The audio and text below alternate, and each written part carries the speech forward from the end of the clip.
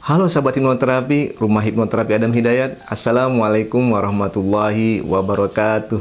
Bertemu kembali dengan saya Adam Hidayat di channel Rumah Hipnoterapi Adam Hidayat, sebuah channel yang akan membahas seputar hipnoterapi dan juga NLP atau Neuro Linguistic Programming yang bisa bermanfaat dan memudahkan hidup Anda. Nah, di video kali ini saya akan membahas sebuah tema yang sangat menarik dan ingin diketahui oleh banyak orang, yaitu bagaimana caranya agar bisa memprogram pikiran bawah sadar.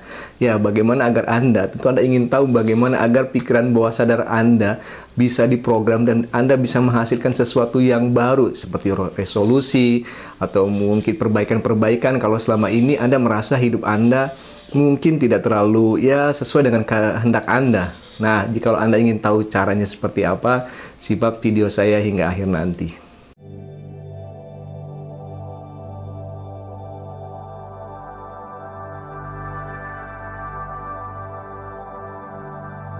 Pikiran bawah sadar bisa terprogram dengan 4 hal. Yang pertama, yaitu figur otoritas. Yang dimaksud dengan figur otoritas adalah seseorang yang mungkin bisa Anda takuti atau Anda kagumi, atau seseorang yang memang memiliki otoritas dalam lingkungan Anda. Dalam hal ini secara umum bisa saya gambarkan misalkan para ulama atau para dai, penceramah, atau mungkin pendeta. Dan juga bisa jadi polisi, tentara, pejabat, atau orang-orang yang memang Anda takuti yang memiliki figur kuat dalam kehidupan Anda. Misalkan dalam keseharian di sekolah, kepala sekolah atau guru bisa jadi menjadikan figur otoritas. Sehingga apa yang mereka katakan akan bisa mempengaruhi pikiran bawah sadar Anda, di mana Anda akan terpengaruh, Anda akan menurut, apapun yang dikatakan, maka Anda akan tidak bisa menolak jikalau ada ucapan atau perkataan atau hal yang Anda kagumi dari orang tersebut, sehingga Anda menurut apa yang dia sampaikan tersebut. Nah, dalam hal ini, jikalau Anda merasa bahwa Anda ingin berubah, maka Anda bisa mencari sosok orang yang benar-benar Anda kagumi.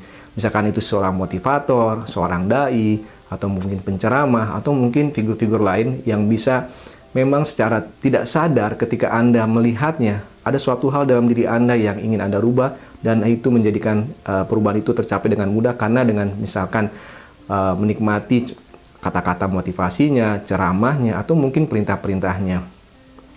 Figur otoritas ini sangat kuat sekali. Dan saya pernah mengalami secara pribadi kejadian di mana ketika saya kecil dahulu, mungkin karena saya pernah mengalami situasi di mana saya nakal lah, seperti namanya anak-anak ya. Dan saya pernah dimarahi oleh seorang figur otoritas gitu ya. Saya pernah kepergok gitu ya. Melakukan suatu perbuatan yang sebenarnya nggak terlalu parah-parah amat, namun karena memang pada saat itu tidak boleh dilakukan gitu ya. Akhirnya saya dimarahin dan akhirnya saya dihukum pada saat itu. Dan semenjak itu saya tidak mau lagi melakukan perbuatan tersebut, dan saya kapok, saya tobat, saya tidak mau melakukan hal itu lagi. Dan kadang-kadang kalau mengingat kejadian tersebut membuat saya tertawa gitu ya. Nah, ini figur otoritas. Jadi yang pertama adalah figur otoritas. Dan yang kedua adalah sebuah ide ditambahkan dengan hal negatif. Artinya seperti ini. Ada sebuah ide ditambahkan hal negatif. Seringkali kita sebagai orang tua menasihati anak ketika ada sebuah kejadian negatif. Misalkan seperti ini. Anak Anda jatuh naik sepeda gitu ya. Misalkan anak Anda jatuh naik sepeda. Anda tidak tahu kalau dia ternyata belajar naik sepeda sendiri dan tiba-tiba terjatuh misalkan. Lalu ketika kondisi negatif dia nangis, Anda marahin dia dengan kata-kata, "Makanya jangan usah naik sepeda lagi, bahaya nanti kamu jatuh terus." Seperti itu. Misalkan Anda perempuan, Anda tidak ingin anak Anda jatuh mulu, mungkin berdarah, nanti mungkin kakinya korengan seperti itu karena banyak luka, sehingga Anda memberikan kesan negatif kepada putri Anda. Dan akhirnya semenjak anak Anda dimarahi seperti itu, dia tidak mau lagi naik sepeda. Atau misalkan ada beberapa kejadian, misalkan mandi hujan gitu ya. Anak-anak senang mandi hujan, ketika selesai mandi hujan dia pilek atau sakit, sehingga Anda marahin juga. Tuh kan, gara-gara mandi hujan kamu jadi pilek, makanya jangan mandi hujan, seperti itu. Bisa jadi kesannya hujan ini menjadi sebuah konotasi negatif.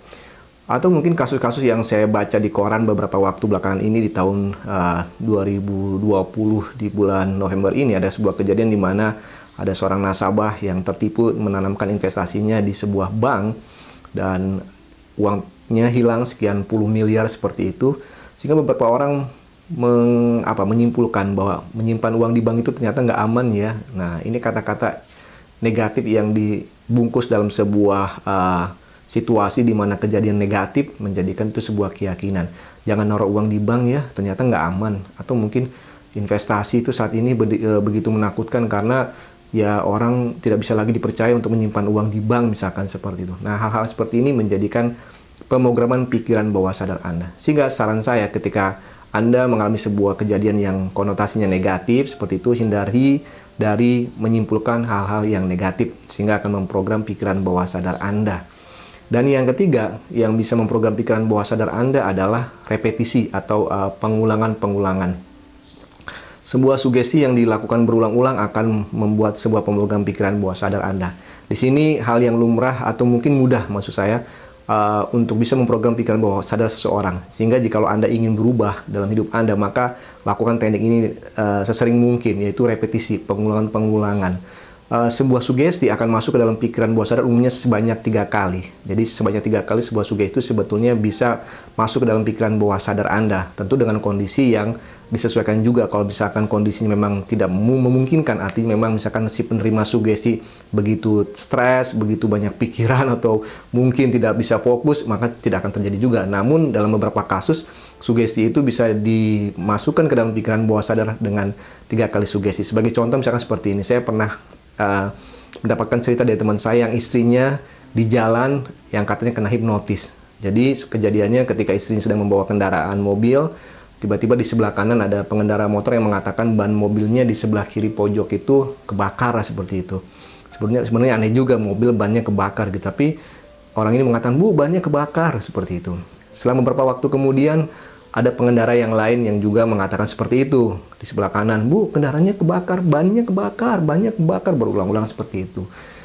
Merasa tidak terjadi sesuatu, dia jalan saja. Namun terakhir ada salah seorang pengendara kembali datang dari sebelah kiri dan mengatakan, "Bu, bannya kebakar." Sambil mengatakan, "Bu, bannya kebakar," seperti itu. Lalu secara otomatis karena ada 3 orang, dia langsung menepikan kendaraannya, lalu membuka pintu, memeriksa ban yang ada di sebelah pojok kiri, dan tiba-tiba dari sebelah kanan datang pengendara lain yang mengambil barang yang ada di bangku sebelahnya tanpa disadari dan kabur. Ya, sebuah sugesti akan menjadi sebuah keyakinan bagi seseorang jikalau diulang-ulang. Artinya jikalau Anda memiliki sebuah pengalaman, mungkin suatu hal yang ingin dirubah, misalkan rasa malas, rasa mungkin bete, atau mungkin merasa ada sugesti yang salah lah seperti itu, maka Anda ganti, ya, Anda ganti dengan sugesti yang positif sebanyak mungkin seperti itu. Nah, jika Anda ingin tahu bagaimana caranya, maka Anda bisa lihat video saya yang lain yang menerangkan bagaimana cara menghilangkan mental block. Salah satunya adalah sebuah keyakinan yang salah bisa dihilangkan dengan cara menggunakan sugesti. Nah, sugesti ini ada beberapa tipenya juga sehingga lebih kuat. Misalkan ditambahkan dengan karena dan ditambahkan dengan kata-kata yang lain. Anda bisa lihat di video saya, yaitu bagaimana cara menghilangkan mental block. Di situ saya membahas tentang sebuah sugesti yang bisa bekerja ke dalam pikiran bawah sadar Anda. Sehingga kalau Anda ingin merubah diri Anda menjadi lebih baik lagi, maka lakukan sugesti berulang. Nah, teknik sugesti itu banyak sekali, ya, maksudnya yang bisa membuat pikiran bawah sadar Anda berubah. Dulu ketika saya belajar hipnoterapi, saya senang melakukan sugesti di mana membuat jurnal. Jadi ada sebuah mental block atau mungkin ketakutan atau mungkin hal negatif yang saya miliki. Misalkan pada saat itu saya takut berbicara di depan umum, ya, menjadi pembicara pada saat itu sangat menakutkan buat saya. Maka saya menyediakan sebuah kertas, saya tulis, saya buat sugesti kata yang sama. Misalkan katanya seperti ini, "Saya percaya diri dan berani berbicara di depan orang-orang. Saya percaya diri dan berani berbicara di depan orang." Dan itu saya tulis semua kata-kata itu, maksud saya tulis berulang-ulang sampai kertas tersebut full. Lalu saya baca, lalu saya simpan, saya masukkan ke dalam dompet. Nah, ketika saya pada saat itu harus tampil di depan umum, kertas itu saya buka, saya baca kembali, entah mengapa saya percaya diri dan berani berbicara di depan umum. Jadi lakukan repetisi pengulangan-pengulangan tersebut. Dan yang keempat, yakni yang bisa memprogram pikiran bawah sadar Anda adalah seperti yang Anda sering lihat di televisi atau mungkin di tempat kami di hipnoterapi, di lembaga hipnoterapi maksud saya, adalah dengan cara relaksasi pikiran, di mana seseorang diminta untuk rileks.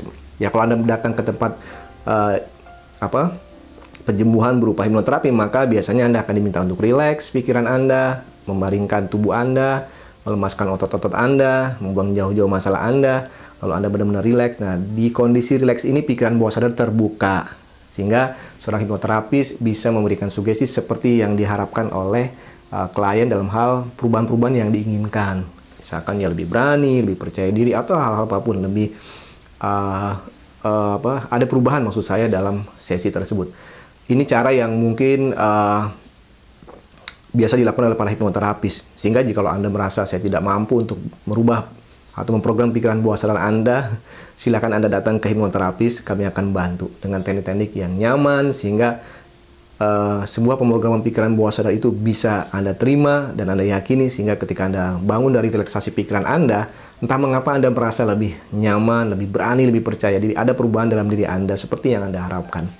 Nah, itulah 4 komponen yang bisa memprogram pikiran bawah sadar Anda. Sehingga jika Anda ingin memprogram pikiran bawah sadar Anda, atau Anda merasa sepertinya bagaimana sih terjadi pemrograman pikiran bawah sadar, tadi sudah saya jelaskan 4 komponen ini adalah hal dasar yang bisa memprogram pikiran bawah sadar Anda dan juga bisa Anda gunakan untuk bisa memprogram pikiran bawah sadar Anda. Pelajari kembali poin-poin di atas, lakukan beberapa hal seperti yang sudah saya jelaskan, atau mungkin Anda harus hati-hati ketika sebuah ide ditambah dengan sesuatu kondisi negatif. Anda harus hati-hati karena itu bisa memprogram pikiran bawah sadar Anda atau bisa menyebabkan sebuah mental block. Baiklah, demikian video dari saya. Semoga video ini bermanfaat. Saya Adam Hidayat dari Rumah Hipnoterapi Adam Hidayat. Assalamualaikum warahmatullahi wabarakatuh.